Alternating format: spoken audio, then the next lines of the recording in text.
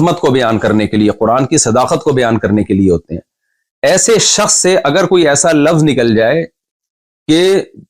جس میں گستاخی کا پہلو نکل رہا ہو اور اس کی تعویل کی جائے تو گستاخی کا پہلو نہیں نکل رہا ہو، تو شریعت کیا کہتی ہے کہ آپ کسی شخص کے کلام کو گستاخی پر محمول کریں یا اس کی کوئی تعویل کریں، کسی ایسے شخص کے کلام کو جو کلمہ گو مسلمان ہے، شریعت کیا کہتی ہے اس بارے میں، یا اس کو سلپ آف ٹنگ پہ محمول کریں آپ کہ بھئی زبان کی خطا ہے، یہ بیان کرنے کی خطا ہے۔ ظاہر ہے ساری دنیا کے علماء اس پر متفق ہیں کہ اس کی تعویل کی جائے گی، اس کو کافر نہیں قرار دیا جائے گا، اس کو گستاخ نہیں قرار دیا جائے گا۔ گستاخی کا الزام لگانا یہ بدکاری اور زنا کے الزام سے زیادہ بدتر الزام ہے، تو بہت بڑا جرم ہے جس کی نسبت آپ کر رہے ہیں، تو اتنے بڑے جرم کے لیے ثبوت اور شواہد اسی حساب سے ہونے چاہیے۔ فوائد السالکین میں صفحہ 278 کے حوالے سے یہ بات لکھی ہوئی ہے۔ خواجہ معین الدین چشتی قدس سرہ نے فرمایا کہ میں حضرت مخدوم شیخ یوسف چشتی قدس سرہ کی خدمت میں حاضر تھا کہ ایک شخص بیعت کے ارادے سے آیا،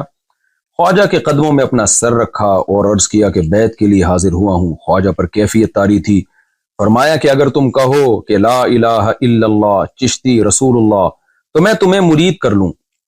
چونکہ وہ شخص دھن کا پکا اور سچا تھا، اس نے فوراً اقرار کر لیا۔ خواجہ نے بیعت کے لیے اسے اپنا ہاتھ دیا اور اسے بیعت کر لیا، پھر فرمایا کہ سنو میں کون ہوں اور کیا ہوں، محمد رسول اللہ صلی اللہ علیہ وسلم کے دربار کے کمینے غلاموں میں سے ایک ہوں، کلمہ وہی ہے مگر میں نے تیرے کمال اور اعتقاد اور صدق کو آزمایا تھا۔ یہاں معین الدین چشتی اور ان کے شیخ یوسف چشتی ان کا یہ واقعہ ہے۔ مقصد ابھی مجھے لا الہ الا اللہ چشتی رسول اللہ کا ڈیفینڈ کرنا یا اس کی مخالفت یا حمایت نہیں ہے، وہ ٹاپک سے بات ہٹ جائے گی۔ بتانا صرف یہ ہے کہ جو بریلوی حضرات میں جو شدت پسند لوگ ہیں جو مجھے گستاخ رسول قرار دے رہے ہیں،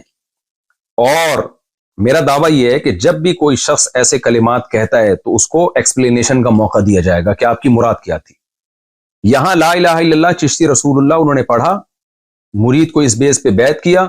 پھر ڈیفینڈ کیا کہ میرا کلمہ وہی ہے جو لا الہ الا اللہ محمد رسول اللہ ہے۔ تو آپ اس ایکسپلینیشن کو مانتے ہیں کہ نہیں مانتے؟ انہوں نے جو پہلا لفظ تھا نا لا الہ الا اللہ چشتی رسول اللہ، اس میں رسول اللہ کے لفظ میں تعویل کی کہ وہاں رسول اللہ سے میری مراد اللہ کا نبی ہونا نہیں ہے۔ یہ تعویل ٹھیک ہے غلط ہے، میں اس بحث میں نہیں جا رہا، میں یہ عرض کر رہا ہوں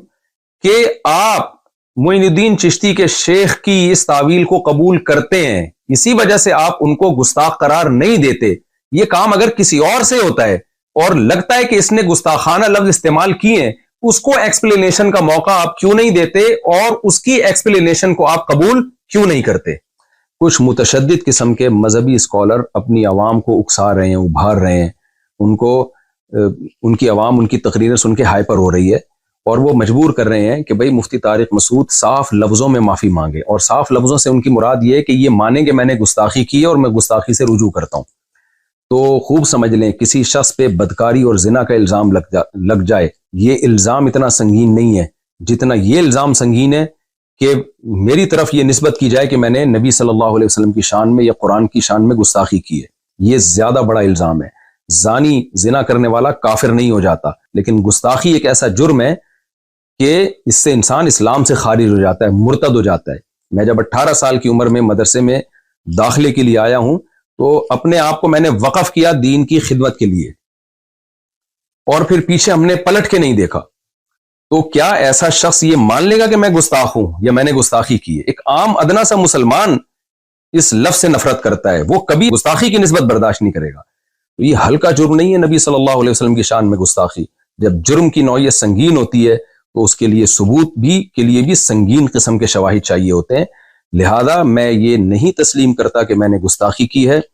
جو غلطی مجھ سے ہوئی ہے اس پہ میں معذرت کر چکا ہوں۔ اور آخر میں جو متشدد قسم کے مذہبی اسکالر اتنی وضاحتوں کے بعد بھی اپنی عوام کو اکسا رہے ہیں کہ قتل ناموس رسالت اور گستاخ جو نبی کا گستاخ ہے اس کو قتل کر دیا جائے، تو میں اپنی بات کو ریپیٹ کرتا ہوں کہ یہ سادہ لوح عوام جو واقعی نبی سے محبت کرتی ہے لیکن اپنے کچھ متشدد مذہبی اسکالر کی باتوں میں آ کے ہائپر ہو رہی ہے، میری ان سے گزارش ہے کہ آپ اپنے ان مذہبی لیڈروں سے کہیے کہ حضرت یہ قتل کا کام پھر آپ بنفس نفیس کریں، کیونکہ جب کوئی کسی کو قتل کرتا ہے تو پولیس کیس بنتا ہے، اس کو بھی پھانسی ہوتی ہے، وہ بھی جیل کی کوٹریوں میں جاتا ہے۔ تو حضرت جنت میں جانے کا شوق صرف آپ ہمیں کیوں دلا رہے ہیں؟ آپ خود یہ کام کیوں نہیں کر لیتے؟ آپ خود جائیں، مفتی طارق مسعود صاحب کو آپ قتل کرنے کی کوشش کریں اور جنت کمانے کی آپ کوشش کریں۔ تو ایسا نہ ہو آپ اپنے مذہبی متشدد قسم کی لوگوں کی باتوں میں آ کے کوئی ایسا اقدام کر لیں۔ موت زندگی اللہ کے ہاتھ میں، جو رات قبر میں گزرنی ہے وہ قبر میں گزرے گی، جو زمین پہ گزرنی ہے وہ زمین پہ گزرے گی۔ لیکن ایسا نہ ہو کہ کچھ مذہبی متشدد قسم کے اسکالر آپ سے وہ کام کروائیں جس پہ قیامت کے دن نبی صلی اللہ علیہ وسلم آپ سے اپنا چہرہ پھیر لیں۔ اور آپ شو تو یہ کر رہے ہو، میں نے